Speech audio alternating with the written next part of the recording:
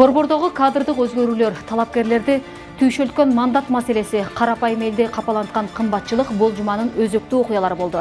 Өтүп бараткан аптадагы ушул жана башка маанилүү урунтуу окуяларды баяндаган Жума Баян аналитикалык программасы. Саламатсыздарбы? Студияда сиздер менен мен Шекер Сатыбалдыева. Алгач бүгүнкү күндөн кыскача. Талапкерлерди такалаган жаңы норма, мандат маселесинин күнгөй тескейи. $10.000 баштап $1 миллион чейин болушу мүмкүн. Баш калааны башкаруучу жаңы кадрлар, коомчулуктун сынына кабылган балкончулар. Ал жерде заведующий болуп иштеп, бирок чарба жумушун билбеген адамдар келсе, шаарда иштей албайт. Карапайым калкты кыйнаган кымбатчылык, күн сайын баасы өсүп жаткан азык-түлүктөр. Мурунга сен 300 сом, 280 сом эле болчу да. 50% кымбаттабады.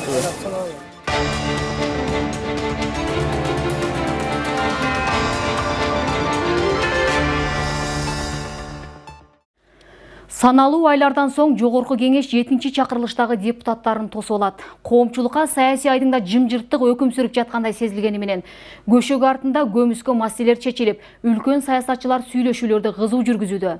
Бири-бирине ишеним артып, биригүүлөр жүрүп жатканы тымызын сөз болсо, шайлоого катышуу ниетин билдирген 75 партия создуктурбай соодалашууга өтүшкөн. Бул ирет парламенттин басымдуу бөлүгүн капчыктуулар ээлейби же дымагы көч, билимдүү, тажрыйбасы мол депутаттар келеби убакыт көрсөтөт. Жаңы шайлоо системасы учурда талапкерлерди ойлонтуп жаткан учур. Айрымдар добуш сатууга караманча каршы туруу керектигин көтөрүп, далилдер болсо сыякы көрсөтүү менен таза шайлоо өткөрүүгө жол ачууну демилгелесе, Боршайком аралаш системанын артыкчылыктары боюнча түшүндүрмөлөрдү билдиришүүдө. Буга чейин саясий партиялар алдыңкы ондуктарга капчыктуу абройлууларды чогултуп, соңунда партиялардын бизнес компаниясынан айырмасы деле болбой калгандыгы чындык. Бул жолу тандалып алынган мажоритардык жана пропорционалдык шайлоо ыкмасы парт бостордун таасирин азайтып, идиректүү саясатчылардын парламентке келишине жол ачабы. 7-чи чакырылышка талпынып жаткан талапкерлер үчүн мандаттын баасы канчага бааланууда? Кененирээк кийинки сюжетте. Шайлоо жакындаганы саясий партиялар талапкерлер тарабынан жалындуу сөздөрү айтылып, элдин ишенимине кирүү аракети күч алат. Бирок бул чек эмес. Шайлоо күнү көп добуш алып маарага чыгуунунда түрдүү ыкмаларын ойлоп таап, добуш сатып алууга чейин барганы өкүнүчтүү. Мындан улам жогорку кеңештин депутаты Дастан Бекешев добуш сатуу болуп жаткан жерден далил фактылар ачык көрсөтүлсө, каражат берип көмүскө оюндарга каршы туруу пикирин президентке жолдоптур. Талапкердин өкүлчүлүктөрү алар акчаны бергенде, ошол видео тасмага жаздырса, милиция бергенде, милиция ишти козгоп, ошондо биз 10 000 сомду шайлоочуга берели деп, ушундай сунушту бергем. Партия, талапкер 10 000 сомдон ар бир добушка бере албайт, ошондуктан шайлоочулар ошого кызыгып баштайт. Өзүлөр издеп баштайт, кайсы партия акчаны берип атат, кайсы талапкер акчаны берип атат. Мүмкүн ошондо кээ бир жерлерде ошол добуш сатуу болбой калат. Бирок муну экс-депутат, саясат таануучулар ишке ашпай турчу жагдай деп мындай сунушка ынанбастыгын билдиришүүдө. Анткени буга чейинки нечендеген шайлоолордо далай ирет сатылып келген добуштарга ар кандай ыкмалар колдонулганы менен натыйжа чыккан эмес. Тескерисинче, талапкерлерден айла качып кутулбагандыктан жаңы амалдарды ишке ашырып келишкен. Ошондуктан бул кайрылууну популисттик көз караш деп гана болжошууда. Мамлекет экономиканы ойлоnuş керек. Бензин кымбатташын, тамак ашынын кымбатташын токтотуш керек. Ошондо гана элибиз бир аз кичине акылга кирет. Калган учурда канчалык жакырчылыкка кире турган болсо, канчалык кыйынчылык болсо, ал сатып алуу деген ордун табат. Ошондон бул чоң көйгөй элди күнөөлөш мүмкүн эмес. Ал айла жоктукуна барып атат ага.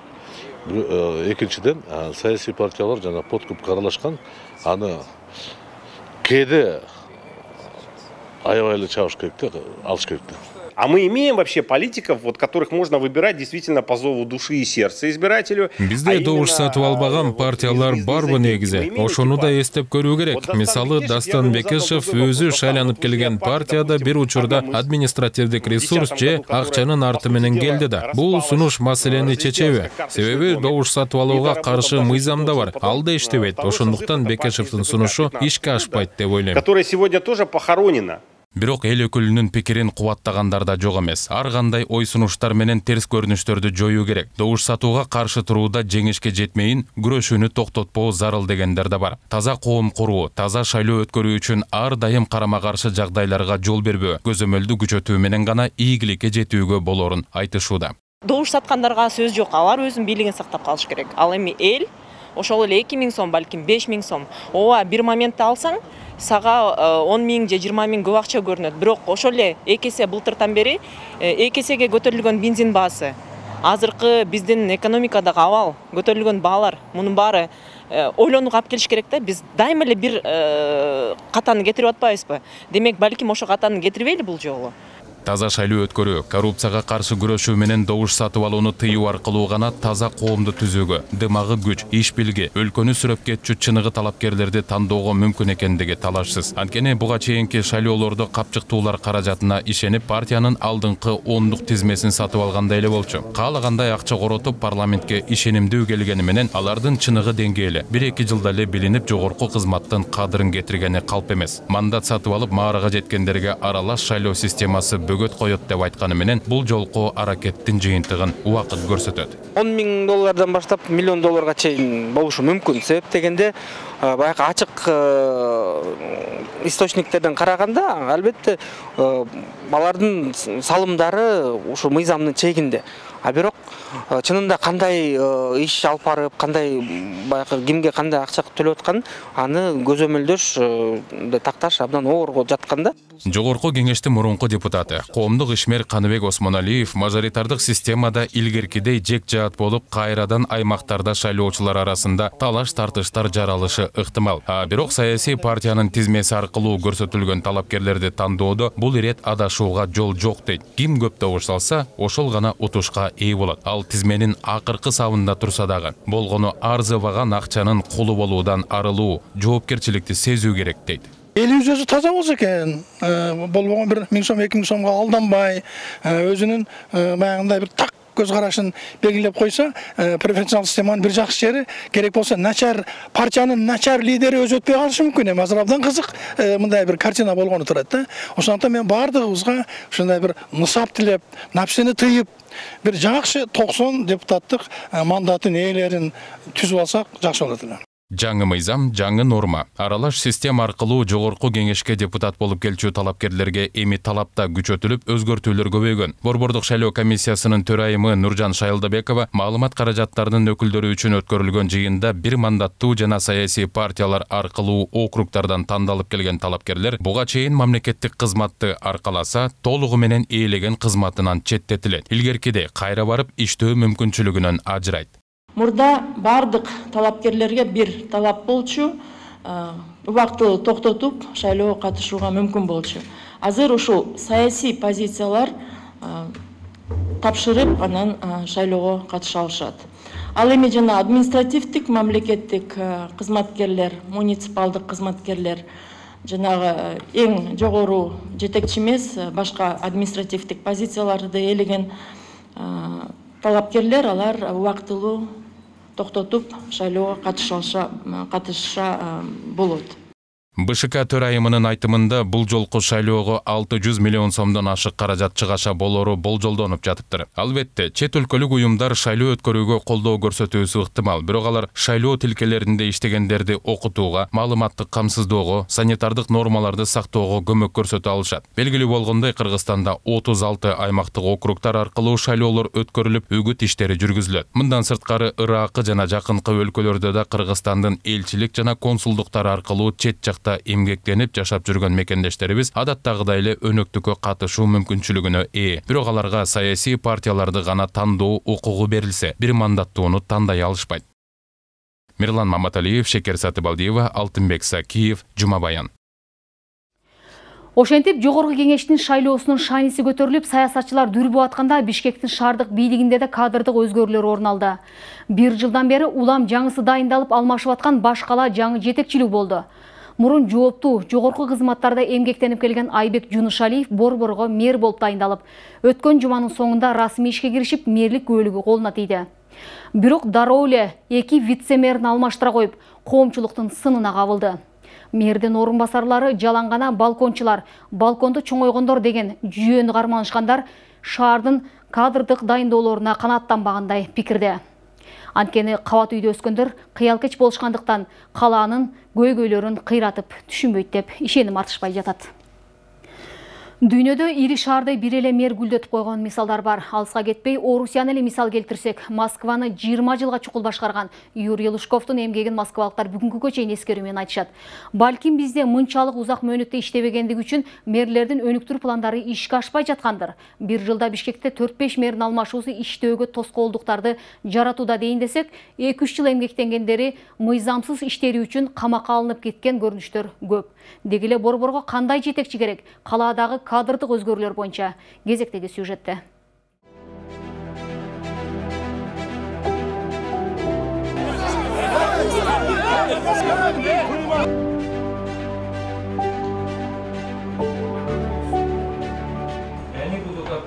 Бишкек шаарына расмий түрдө мэр болуп дайындалып, колуна көөлүктү алганына 1 апта болгон Айбек Жунушалиев жумушун кадрдык өзгөртүүлөрдөн баштады десек болот. Чу дегенде эле 2 жаңы орун басарын дайындаса, анын бири Мирлан Байгончоков шаардын экономика жана каржы маселелерин тескейт. Ал эми Азат Узаков жер маселелерин, шаар куруу, архитектураны көзөмөлдөмөк болуптур. Тагыраагы өзүнө ишенимдүүлөрдү жанына жакын дайындап, соңку учурда кадрдык өзгөрүү бат-баттан болгондуктан алардын ысымын эске тутууга үлгүрбөй калганы чындык. Өткөн жылы 6 октябрдагы бийлик алмашууда мурунку мэр Азиз Сурахматов да эски бийлик менен кошо отставкага кетип, ошондон бери Бишкек туруктуу жетекчиге ээ боло элек.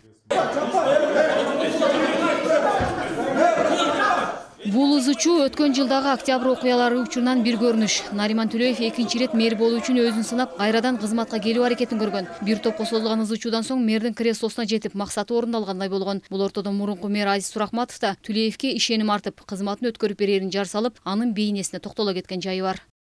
Нариман Ташполотович менен жогорку кеңеште бир фракциядан депутат болгонбуз. Соңку 4 күндөн бери мен аны менен сүйлөшүү жүргүзүп, биринчи орун басарлыкка чакырып жаттым. Ал көпкө макул болгон жок. Бүгүн гана макулдугун берди. Тилекке каршы ошондон тарта мэрдин креслосуна түшө огончо бири, түштөн кийин экинчиси кызык батып, аягында саноого да мүмкүнчүлүк болбой калган. Албетте шаарды башкаруу жөнөкөй жумуш эмес. Бирок бир жыл аралыгында эле Балбак Түлөбаев, Бактыбек Кудайбергенов, Таалайбек Сарыбашев мэрдин милдетин аткарып, эми 4-чү мэр расмий түрдө ишке киришти. Мамлекеттик кызмат оюнчук эмес, ага чарбачылыкты жакшы түшүнгөн киши керек. Шаарда аткарылчу толгон токой жумуштар бар. Биринчи вице-мэр буга чейин иштеп аткан ошо финансыны көрөтүп аткан адамды биринчи вице-мэр ЖКХны көрөтүп койду. Анан Байгончоков келип атат.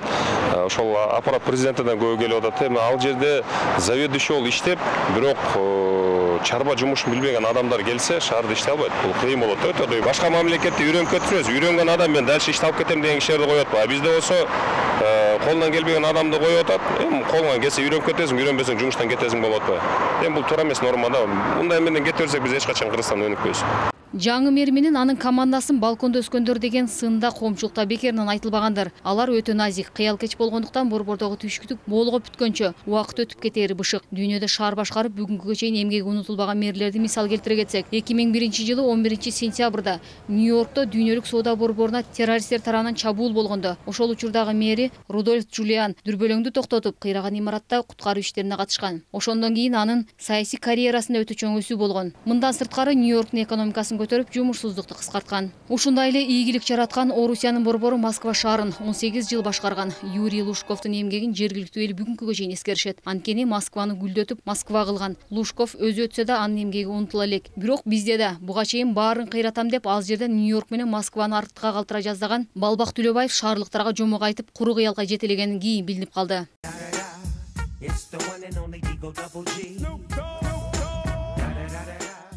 Анткени монорельс куруп, жол тыгындарын азайтам деген фантастикасы бүгүнкүгө чейин элдин эңсеген тилеги боюнча калганы коомчулук унуталбай жүрөт. Монорельсти мен баштадым. Кийин балдарыңарга айтасыңар, мону Балбак баштаган деп. Ушул күндү жазып коем мен бир жергечи, айттым мен. Анан ошол күнү койгойчу фантазер Балбак дегендерди көрөм мен ошол күнү. Башкалада кимиси канча иштесе да реалдуу фантазиянын фанаты болду. Айтор дээрлик бар иштеги кемчиликтери, кызматын кыянаттык пайдалангандыгы үчүн ар кандай беренелер менен иш козголуп, темир тор артына отуруп чыгышты. Бүгүнкүгө чейин издөөдө жүргөндөр да бар. Феликс Кулов, Нариман Түлеев, Кубанычбек Кулматов, Албек Ибраимов, Азиз Сурахматовдор абактан аба ырайын көрүп чыгышса, шаарды жетектеп тургандагы мыйзамсыз иш боюнча Иса Өмүркуловго иш козголгон. Фрунзени 1980-85 жылдар аралыгында башкарган Абдыразак Мокенов борбор өлкөнүн күзгүсү болгондуктан республикага үлгү болуусу кажет. Аны жүрөгү, колу таза киши башкарышы керек дейт. Эң биринчи колу таза болуш керек, ою таза болуш керек. Кызматка ишине караганда ошондой сапат болуш керек да.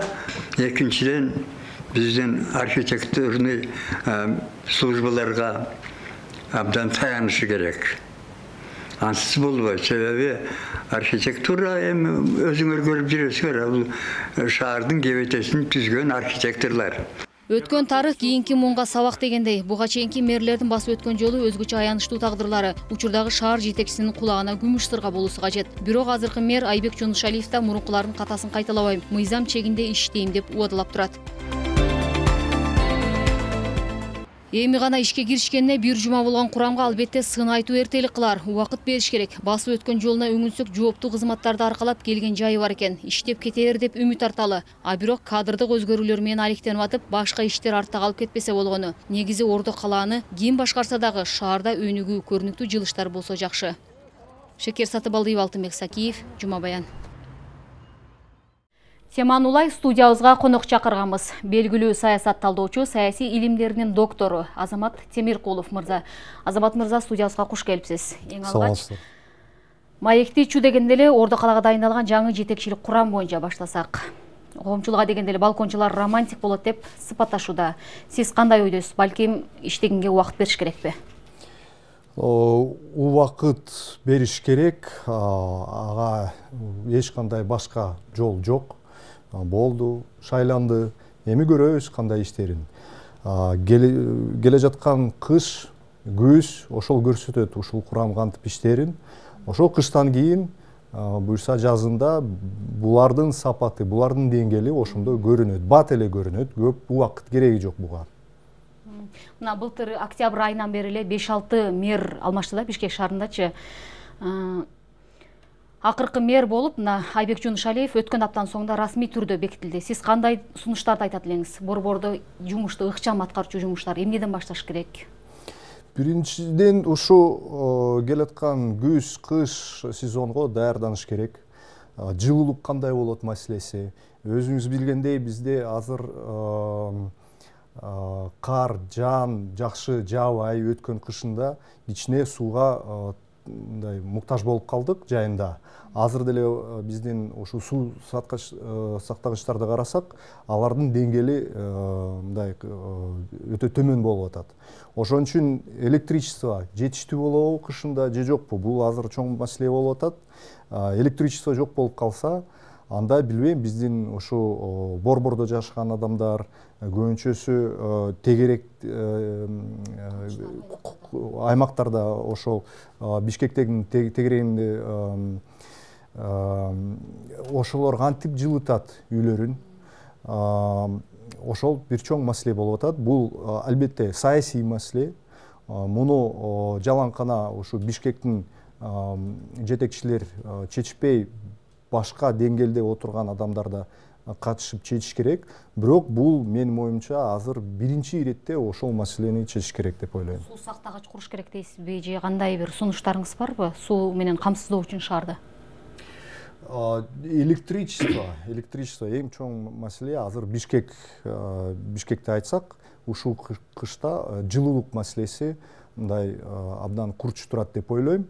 Муну чечиш үчүн келечекте албетте баягы шамалдаткыч менен иштеп чыгарылган электричество, ошондой заманбап технологияларды пайдаланышыбыз керек. Чоң ГЭСтерди курганда, чын айтканда, бул маселени чечпейт деп ойлойм. Себеби азыр технологиялар өтө ылдам өнүгүп атат. Ошон үчүн биз да баягы жаңы технологияларга өтүп, күндүн күчү менен, шамалдын күчү менен, же жердин астынан алып чыккан энергияны пайдаланып, ошо менен өнүксөк жакшы болот эле деп ойлойм. Себеби бул табигатты да сактайт эле, абанын тазалыгын да сактайт эле. Азыр биз көрүп атабыз ТЭЦ иштегенде кандай болуп атат биздин акыбалыбыз. Ошон үчүн ушундай заманбап технологияларга өтсөк туура болот эле деп ойлойм. Мүмкүнчүлүк барбы эми ошол заманбап технологияларды колдонууга? Эми бат өтүп кетпейбиз, бирок мындай этап менен өтсөк болот. Ага мына биздин өкмөтүбүз сөзсүз жол бериш керек. Чоң эл аралык фонддор бар, ушундай заманбап технологияларга, ошондой проекттерге акча, грант түрүндө бериле турган мүмкүнчүлүктөр бар. Биз ошондой мүмкүнчүлүктөрдү пайдаланышыбыз керек. Мына жылуулук маселеси деп калдыңыз да, соңку учурда өзгөчө Бишкек шаарын каптаган кыш мезгилинде кара түтүн маселеси башталат. Ушул кара түтүндөн арылуу үчүн кандай аракеттерди көрсө болот? Бул өтө курч маселе боюнча калып атат. Ооба. Менин оюмча, Бишкекте бир чоң көйгөй бар. Бул ушул көп кабаттуу жаңы курулуп аткан үйлөр. Себеби 16 этаж үйлөрдү куруп атышат. Борбордо. Ошол үчүн территория керек мындай чоң кабаттуу үйлөргө. Территория болсо алардын паркингтери жок, машинелерди койгондой. Бактарактарды кыйып баштайт, ошон үчүн кичине территорияны чоңойтконго. Бактарактарды кыят. Биздин көчөлөрүбүз ошон үчүн мындай абдан тыгыз болуп атат. Тарып баратат. Ошон үчүн ТЭЦке нагрузка да өсүп атат, себеби ошолордун баарын жылытыш керек да. Бирок муну чечиш үчүн бир жол бар. Бишкекте, Борбордо 5-7 кабат үйлөрдөн ашык курбаш керек деп, ошондой мыйзам чыгарыш керек деп ойлойм. Ошондо эмне болот эле? Ошондо Бишкектин Борбору мындай көп нагрузка болбойт эле да. Жаңы мэрдин дайындалганына бир жума эле убакыт болду да. Сиз келечекте кайсы тараптан Бишкектин өнүгүүсүн каалайт элеңиз? Балким көп кабаттуу курулуштар курулуш керекпи? Же экология маселесин көтөрүлүш керекпи? Ушул боюнча кайсы жактан сунуштарыңыз бар? Мен айтып кеткендей бир эле көйгөй бар. Ошол көйгөйдөн калган көйгөйлөрдүн баары ошондон жаралып атат. Бул көп кабаттуу үйлөр. Борбордо курулуп аткан көп кабаттуу үйлөр. Алар Борбордо курулбаш керек. Алар четте курулуш керек. Шаардын тегерегинде курулуш керек. Микрорайон болуп курулуш керек. Мына чоң өнүккөн шаарларды алалы. Аякта мына мисалы Европанын шаарлары, Парижде 7 этаждан бийик курса болбойт. Шаардын борборунда. Тегеректе сөзсүз боло берет микрорайондор. Биз да ошондойго өтүшүбүз керек. Себеби айткандай эле ошол көп кабаттуу үйлөрдү биз тыгып атабыз, борборубузга тыгып атабыз. Жер калбай калды. Борборубуз тар, көчөлөрүбүз тар, кеңейтебиз деп бактарактарды да кыйып атабыз. Ошон үчүн комфорт жок болуп кетти.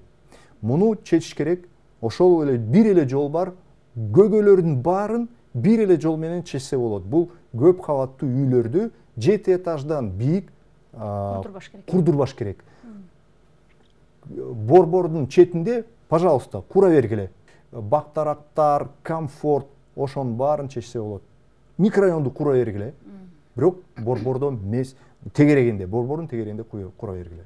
Чоң рахмат, Азамат мырза, сизге ыраазычылык билдиребиз. Убактыңызды бөлүп, студиябызга келип, кызыктуу маек куруп бергениңиз үчүн.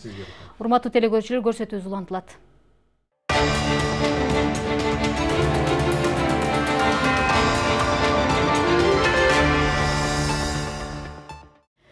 Ай сайын эмес, апта сайын азык-түлүк баасынын жогорулоосу карапайым калктын капчыгын эңшерип, санага салууда.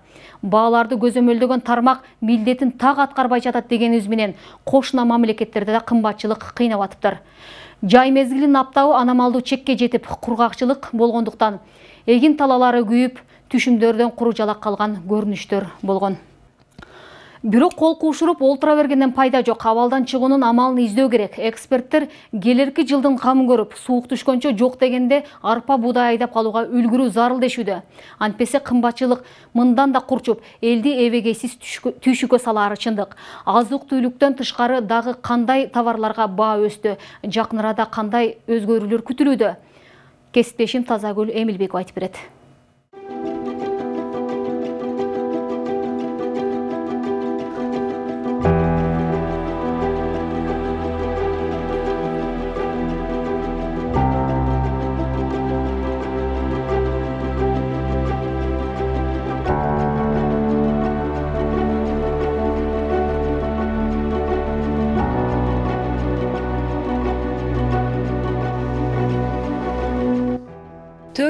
сомдун тегерегинде сатылып келген уй этинин 1 килограммынын баасы учурда 470 сомдон 570 сомго чейин. Ал эми кой эти бир аз арзандаганы байкалууда. Кардарлар мал арзан болгонуна карабай эттин баасы кымбат болуп жатканына нааразы. Ош базардан эртең менен саат 6-да барып, оптовиктерден 380ден алдык. Биз жер 450-500 деп атат, розница саткандар. Мурунга ошондой 300 сом, 280 сом эле болчу да. Анын 50% кымбаттап атат. Буга деген карантин влиять этти го, элдин баары эле карантин, анан быйылкы засуха, чөп жок, мал той жок деп эле. Буга чейин күнүнө 500 килограммга чейин эт саткан Самат мырзанын кардарлары бүгүнкү күндө 50%га азайган. Сатуучу эттин баасынын жогорулашы малды сыртка чыгарууга салынган тыюунун мөөнөтү аяктаганы менен байланыштырат. Соодагерлер учурда касапчылардан этти дүң баада 425 сомдон жогору алып жатышыптыр. 400-500 килограмм эт кетсе, мисалы, азыр 200 килограмм эт сатып калды, анткени элден алышы, мисалы, 500 сомго 2 килограмм эт алып кетчү да мурдачы, азыр 500 сомго 1 килограмм эт алып кетип атат, ошондой болуп калды да. Анан эт кыйналып атат негизи. Анан муну өкмөт жактан карап, ушу граница жакты жаап, бааларды карабаса, жазында өтө кымбат болуп кетиши мүмкүн да. Ушундай кете берсе. Мал арзан, мал базардачы, арык малдар да алар. Аны союп келип сатса, аны эч ким албайт аны. Бул колбасный эт турбайбы, өлүп калган мал турбайбы, эч ким ошончо аны эч ким сойбойт. Аны мондай даражага жеткизиш үчүн, мындай семиз малга жеткизиш үчүн аны 6 ай багыш керек. 6 ай ал күнүнө 30 килограмм жем жейт, 30 килограмм 30 сомдук жем жейт. Анын өзүнүн эле 30-40 миң сом жеп коет ошол малчы. Өкмөт сатыкка мал баккан фермерлерге 8 июлдан тартып экспортко кайрадан уруксат берген. Айта кетсек, өткөн жылдын күз айларында Кыргызстанда эт 550 сомго чейин кымбаттап кетип, өкмөт айыл чарба товарларынын айрым түрлөрүн, анын ичинде мал жандыкты, Евразия экономикалык биримдигинин бажы аймагынын чегинен тышкары ташып чыгууга убактылуу тыюу салган эле. Айыл, суу чарба жана аймактарды өнүктүрүү министрлиги Кыргызстанда эттин баасы коңшу өлкөлөргө салыштырмалуу төмөн экендигин белгилейт. Аябай бизде кымбаттап кеткен жок. Салыштырмалуу өлкөлөргө караганда Тажикстан республикасында айта кетсек, бүгүнкү күндө эттин баасы Тажикстанда 820 сомдон, Өзбекстанда 710 сомдон жогору, ал эми Кыргызстанда бүгүнкү күндө 420 сомдон 480 сомго чейин. Эт бир жылда дээрлик 36%га кымбаттаган. Кыргызстанда акыркы бир жылда эт эле эмес, азык-түлүктүн, күйүүчү майдын жана башка товарлардын баасы кескин өстү. Алсак, буудайдын наркы бир жылда дээрлик 40%га кымбаттаса, күн карама менен пахта майынын чекене баасы бир жыл ичинде орточо эсеп менен 1,6 эсе кымбаттады. Жакынкы күндөрү ундун наркы дагы өсөрү айтылууда. Бүгүнгөчө банан 140 болсо, бүгүн 150. Эмне себептен экенин биз билбейбиз. Продукт, май, чай бардыгы кымбаттап атат. Ундун кымбаттоосун адистер Казакстандагы кургакчылыкка байланыштуу деп жатышат. Суунун тартыштыгынан буудай аз көлөмдө өндүрүлгөн. Быйыл Кыргызстанда да дан эгиндеринин түшүмдүүлүгү былтыркыга салыштырмалуу 46%га аз жыйналды. Республикабыз боюнча, ушу биздин алдын ала божомол боюнча, ушу 1-сентябрга карата жалпы биз буудайга өтө басым жасап, быйылкы жылы түшүмдүн төмөн болуп калышын эске алып, күзгү айдоо себебиге басым жасап атабыз. Айыл суу чарба министрлиги дагы мындай жагдайды жай мезгилиндеги кургакчылыкка байланыштырууда. Аномалдуу жогорку температура жана вегетация мезгилинде сугат суунун таңкыстыгы дан эгиндеринин түшүмдүүлүгүнүн төмөндөшүнө алып келген. Билесиздер, декандар үчүн өтө сыноо жылы болду. жаз айындагы сууктун болушу, май, июнь айында күндүн ысышы өсүмдүктөрдүн өсүшүнө терс таасирин тийгизди. Кайрак жердеги эгиндердин түшүмдүүлүгү өтө төмөн болду деп айтсак болот. Ошого карабастан ошондой учурда кээ бир областтарда түшүмдүүлүк 25-28 центнерге чейин буудайдын түшүмдүүлүгү күтүлүүдө. Суунун башында туруп кургакчылыкка кабылганыбыз уят иш деген жогорку кеңештин мурдагы депутаты Эсенгул Исаков. Түшүмдүн аз болушуна аксага министрликтин чабал иши себеп дейт. Мамлекет программа иштеп чыгат теориялык түрдө, а бирок практикалык түрдө жардамды алгылыктуу бере албай аткандан ушундай болуп атат да.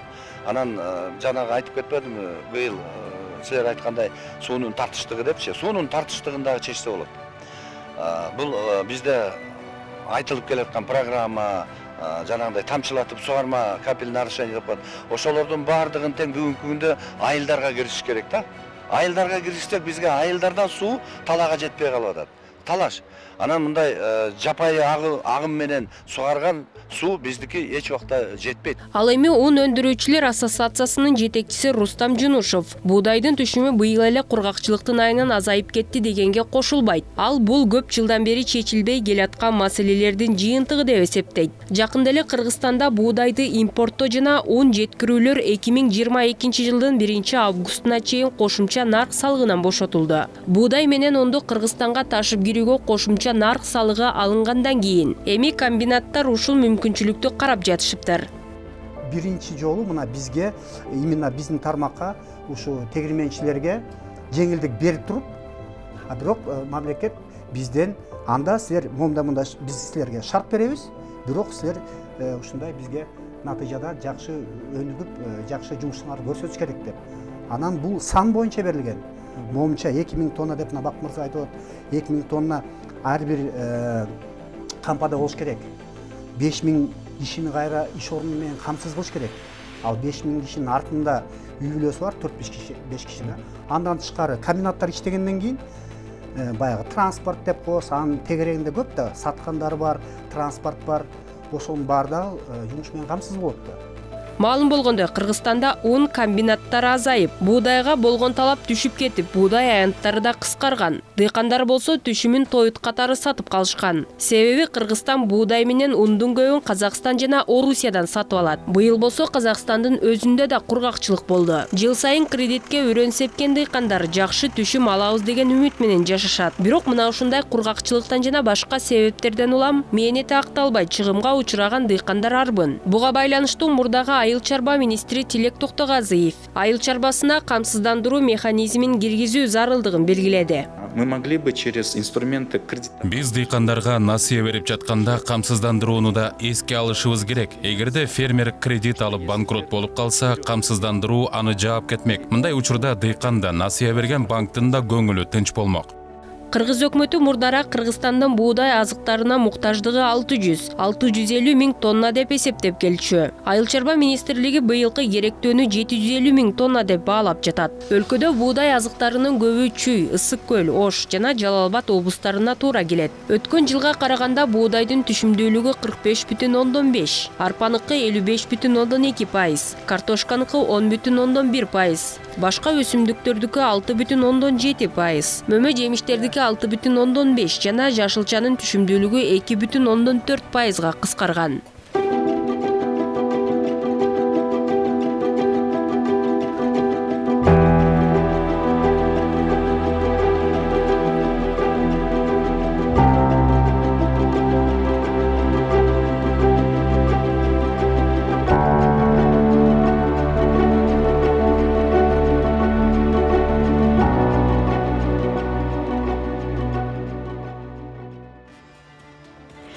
Өтүп бара жаткан жуманын маанилүү жаңылыктары мына ушулар болду. Кайрадан эфир аркылуу жолугушканча саламатта болуңуздар.